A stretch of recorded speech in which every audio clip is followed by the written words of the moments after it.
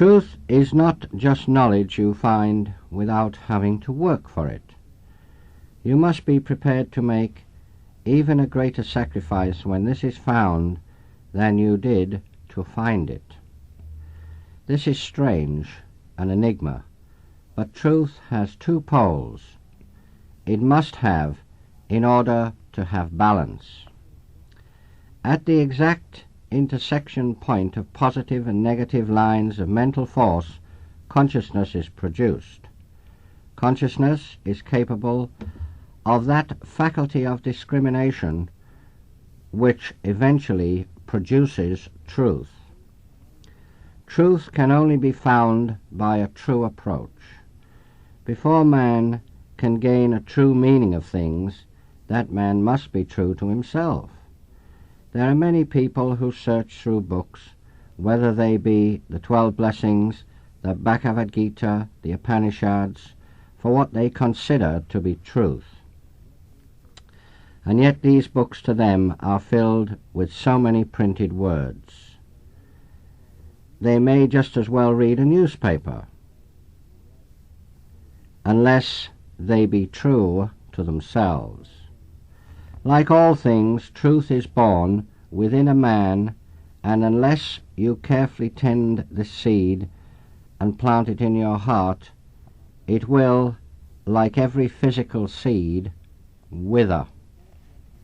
So the first lesson that we should learn, if we would gain the true meaning of things, if we would fortify ourselves in such a way that we cannot be led astray, that we would not be led from the narrow path to this inner realization, the path to a greater expansion, the path to the real meaning of things, we must start by being true in all things, by tending carefully this seed within ourselves. There is no doubt that as a man thinketh, so he is. Your innermost thoughts come into manifestation sooner or later. There is a wonderful story of a man who met a great yogi. The yogi said, "I will grant you one wish." And the man said, "I would be very rich." So the yogi replied, "I will grant you this as a lesson."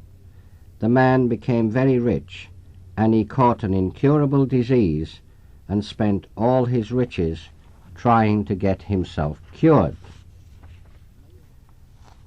Make your thoughts good. Now this sounds very easy. It's easy to talk about. It's almost hypocritical to talk about. And yet gradually, slowly, with perseverance, with a certain spiritual intensity, if applied often enough in the right manner, your thoughts can be made good.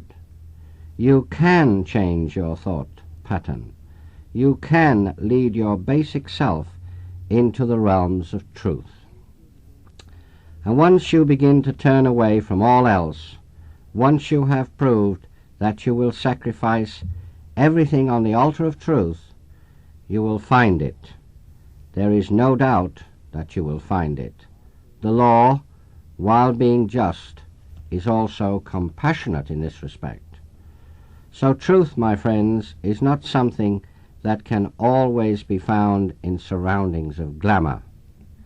You may find it in a slum, or you may find it in a great temple.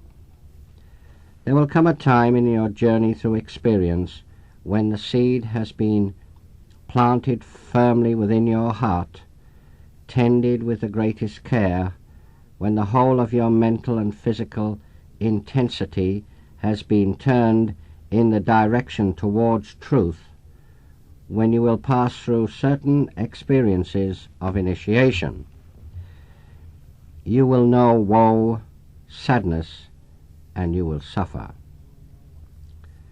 You will know what it is to weep for mankind and for his foolishness. There will come times when, in your great journey towards this mysterious light, you will be filled with such heart-rending grief that you will want to turn away from it. But my friends, if you continue, you will find truth. And the more truth you find, the more you will find that it is lasting. The woe and suffering will be only a part of the whole experience pattern.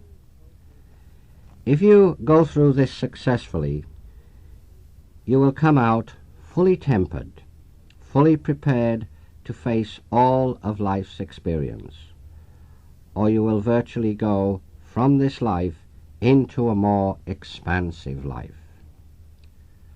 One last word. There will come a time when a wonderful being will appear before you. Right down through the ages, as you know, the symbol of truth has been a two-edged sword. This being will form in front of you this two-edged sword, and you will either pick it up or you will leave it. It depends on you how long it will take between now and some future time before it is offered to you. May I say this? Unless you, each one of you, be true to yourself, to your highest principles, unless you speak truth, forgetting the cost, and we all know that it costs much, unless you do these things, you will never come onto the threshold of the initiation of which I speak. Because, you see, it would not be good for you if you did. For once you reach out and pick up that mystical sword, then you put yourself in the position of being almost alone in the world. To be in this position needs more courage than most people realize. Therefore, take to truth, as the yogi says. Speak truth, and you will be led to the true meaning of all things. Out of ignorance into a greater, fuller, more a complete wisdom.